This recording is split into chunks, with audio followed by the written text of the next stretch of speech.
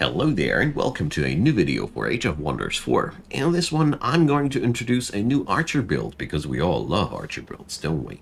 This one is for the Dark Culture, and it is pretty heavily optimized to wipe the floor with the AI as heavy as possible. So this build escalates quite quickly to a point where I personally had no issues at all to beat down Doomstack after Doomstack of the AI without any meaningful losses on my side. So, warnings ahead, this build can get a little bit stale after a while, but if you really want to win a scenario, maybe it'll help you out. So, as usual, we will go over racial and cultural traits, over the tomes, the military options, and of course, strategy. Timestamps down below. Let's get started.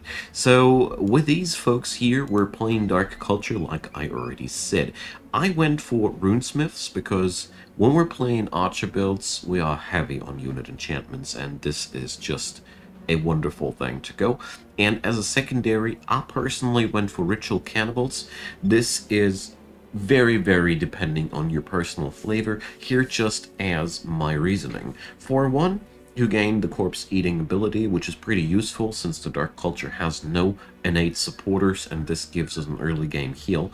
But I personally picked this way more because of the secondary effect here, that kill units give us mana and food. So the food is in so far very interesting, as with the Dark Culture, you don't care about the city's stability level in terms of negativity. If your cities grow too fast, if you have a tier 2 town hall, you don't suffer any negative income due to that.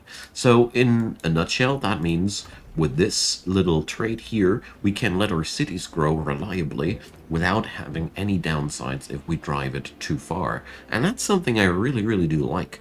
Besides that, extra mana for one battles never hurts.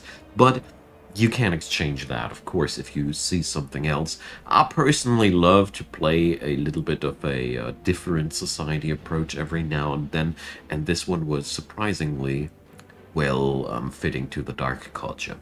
With the cultural traits, I went for keen-sighted because, you know, I love that one. If I go for a physical ranged build, I love to have as much accuracy as possible. Critical hits are also very welcome, but this just makes you very reliable right from the get-go.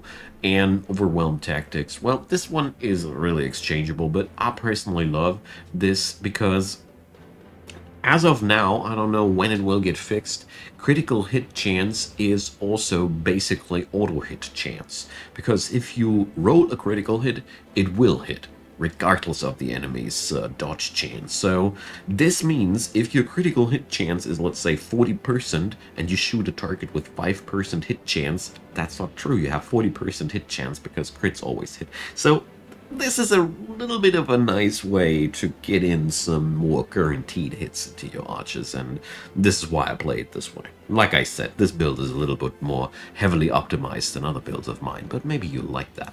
So let's head on over into the tome section.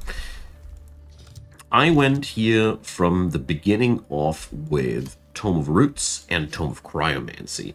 I personally start with Tome of Roots because I love the utility this tome provides. We have poison blades and poison arrows as a ways and means to improve the damage of our units, and since these also include a chance to inflict poison damage, this is really nice because that means our damage numbers bump up quite heavily with these. But more importantly, you gain access to healing roots, and that again is a nice addition because you lack direct support, and this spell basically is the glue that brings you over the early game quite easily because it's quite powerful in its healing power. And on top of that, we got Vine Prison, my personal favorite go-to thing. It spawns living vines. The AI loves to smack living vines and not your units. And that's all I need to say. Also, it has really nice on-death synergies. And, well, the Entwined Thrall, I like this guy in so far, as he benefits from our melee and ranged enchantments, and it's always nice to have a skirmisher unit that can be summoned to the front line if you ever happen to need it.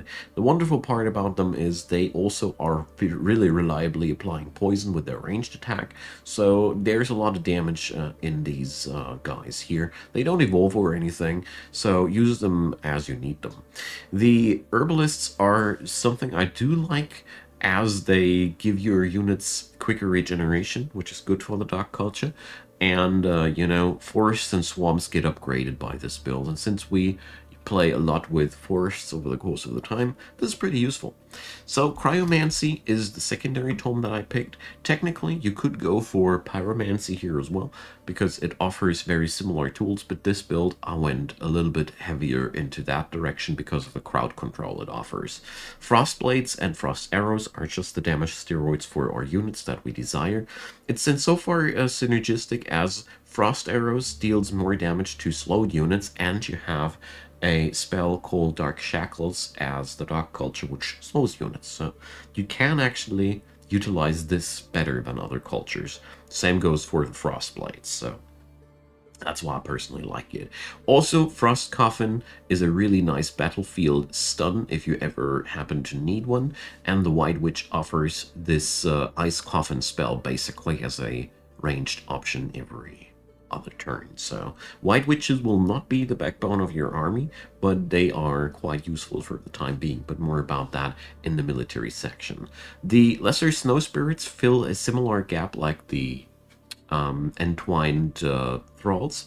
They are also skirmishers, so they profit from all of our enchantments, but on top of that, they can evolve into very useful snow spirits, but very vulnerable, so use them as needed.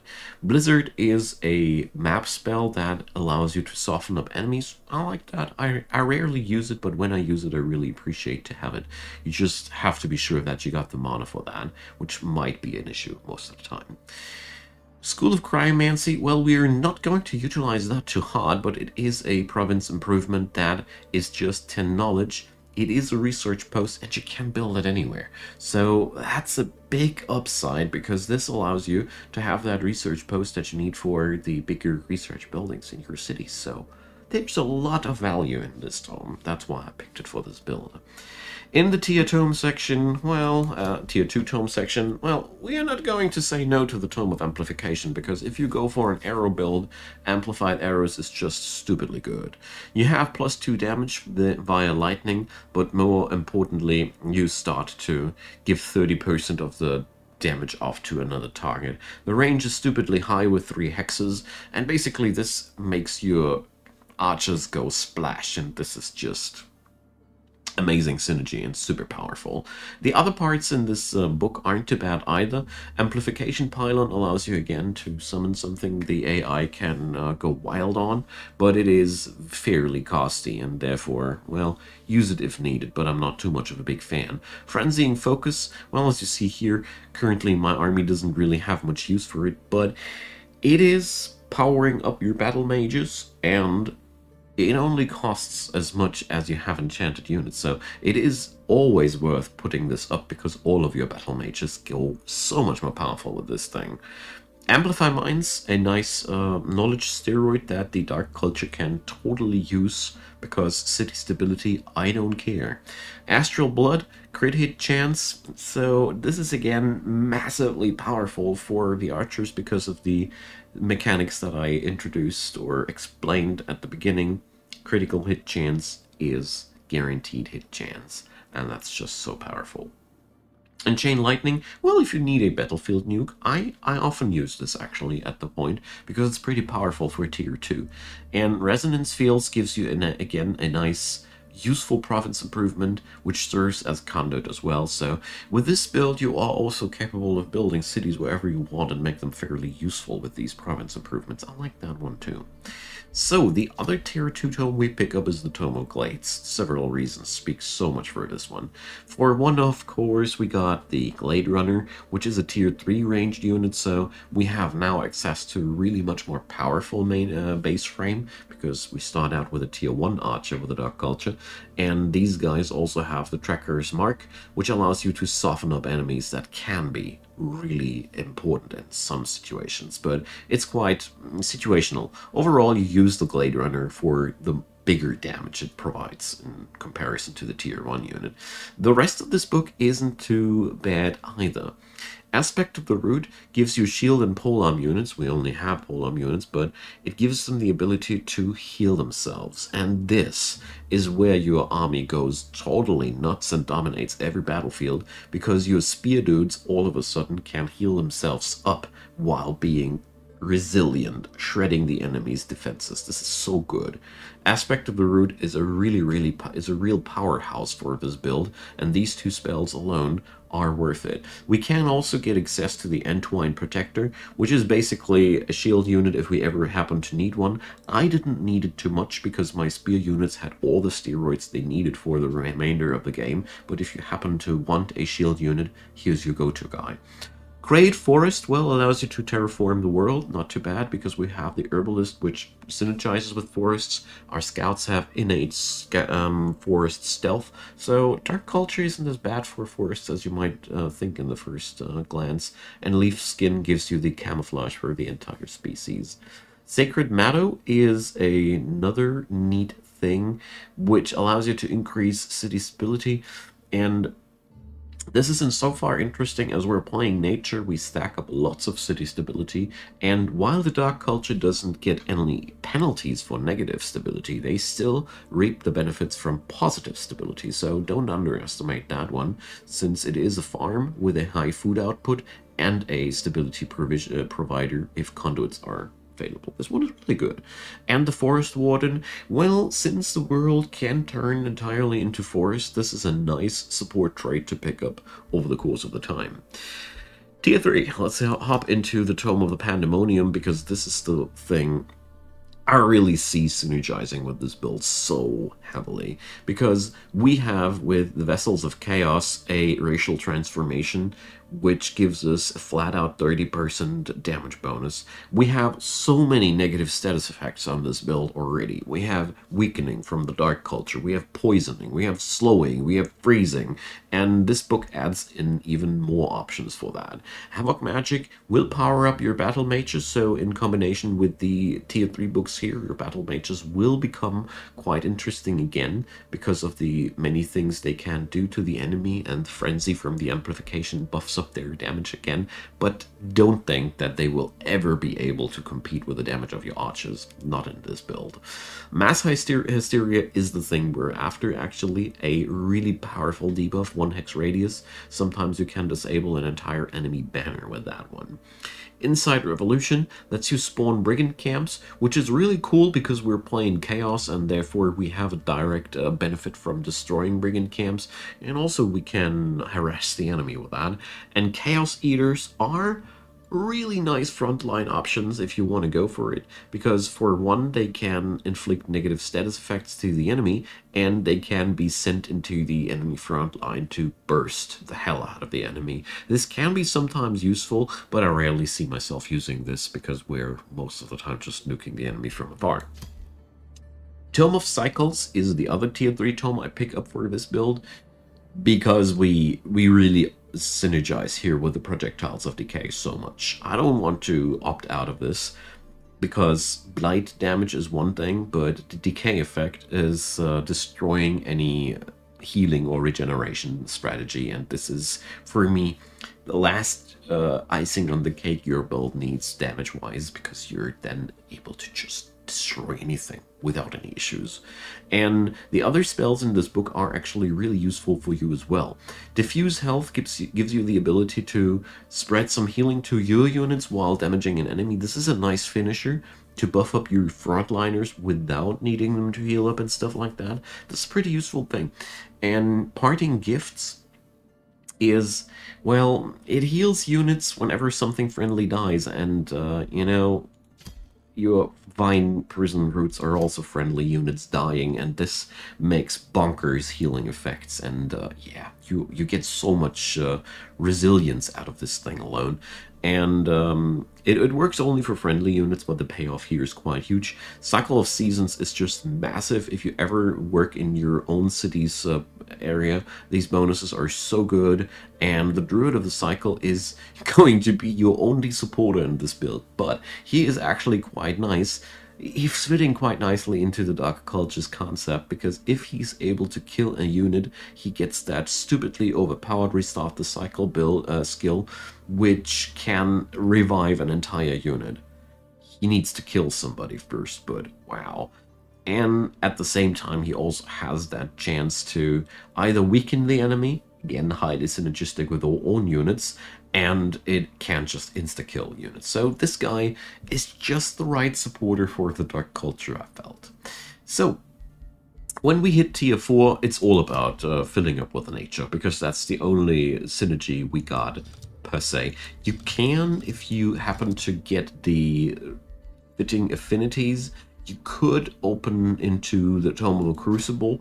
It is hard, you will need heroes to get you there, but meteor arrows would be amazing to add into this build as well, but it is highly improbable to get there.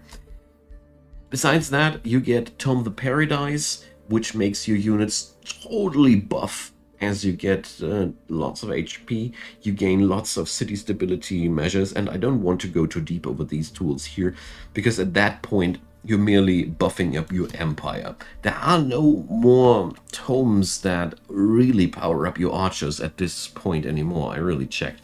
So if you are not too interested in the tools here, I can highly recommend that when you get to select a tome, you can always show tome library, and you can just pick up a lower tier tome.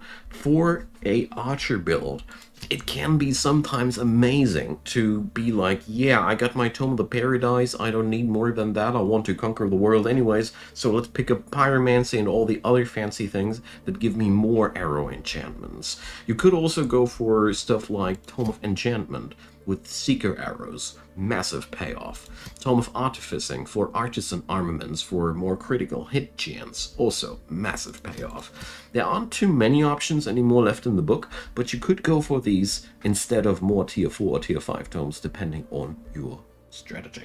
So, that's been the tome talk. Let's go over to the military units. As the Dark Culture that we are, we have access to a powerful early game roster per se. The Pursuers and the Dark Warriors will be able to just blow up everything in the early game you need to blow up, because you have access to Vine Prison and healing roots. You will be totally able to just heal up which unit ever is under fire, and with Vine Prison you just slap down some distractions if the enemy is threatening to overpower you a little bit.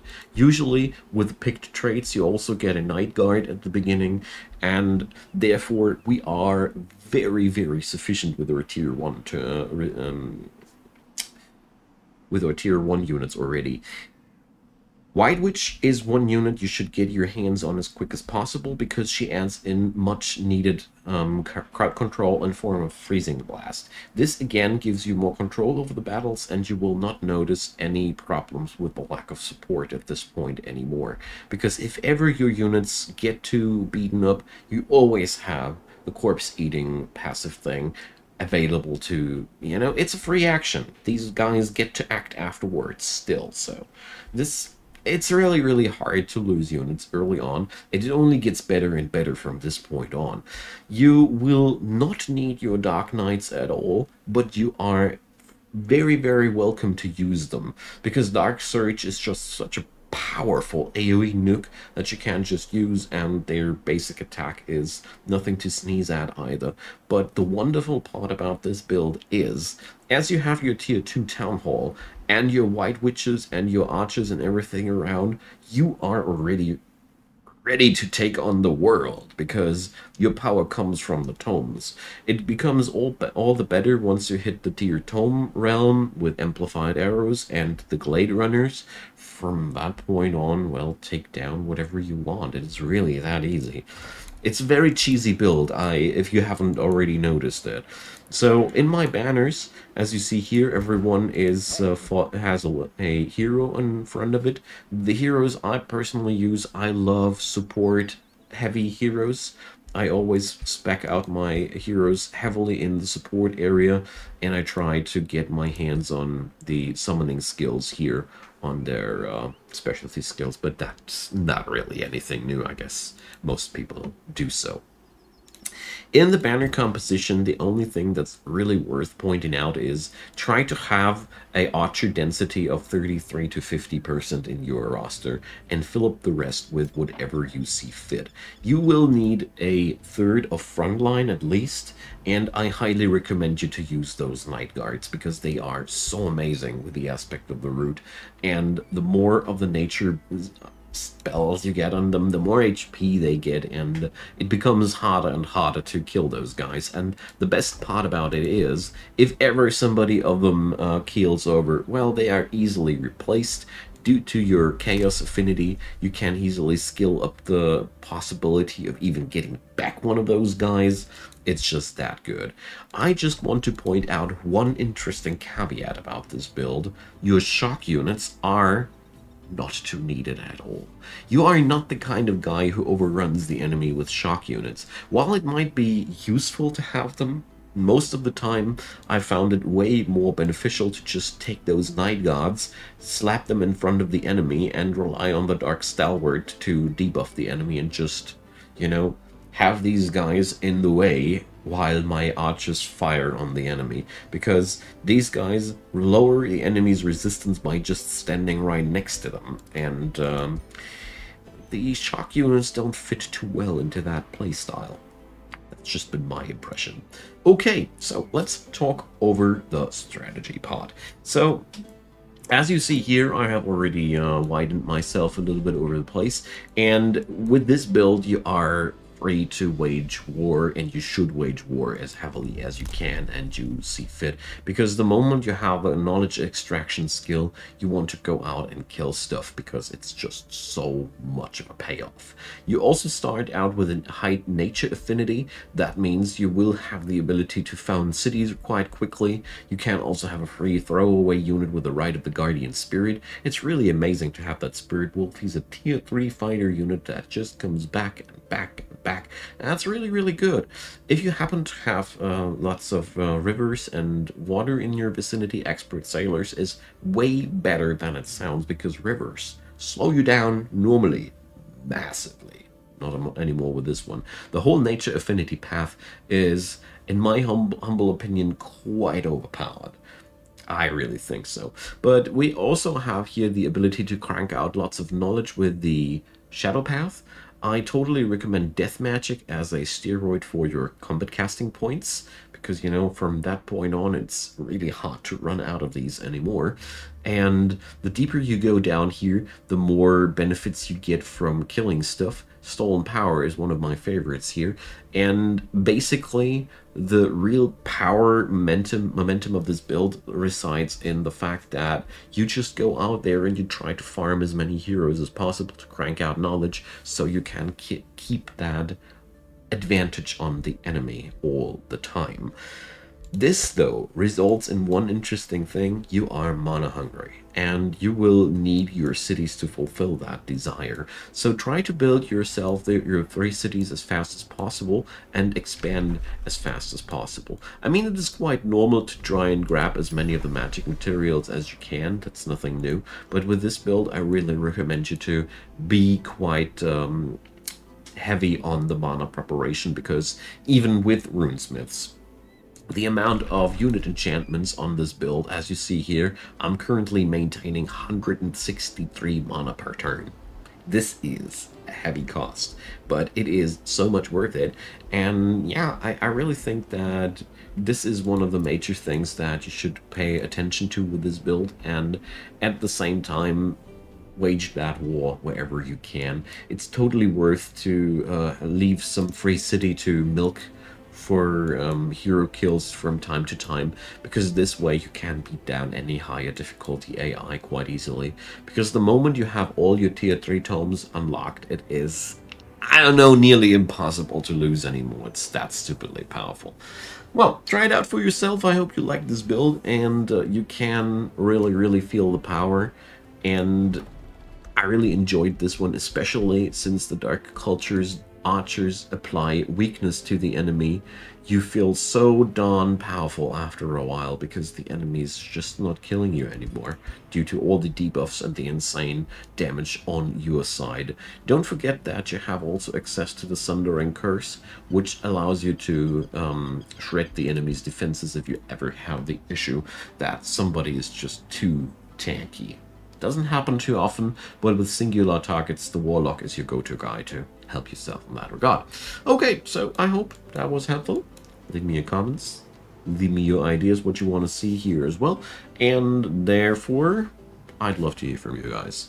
thumbs up and subscriptions are wildly appreciated, and there's a playlist link down there leading to all the other Age of Wonders 4 info videos I did. Have a good one, and see you soon.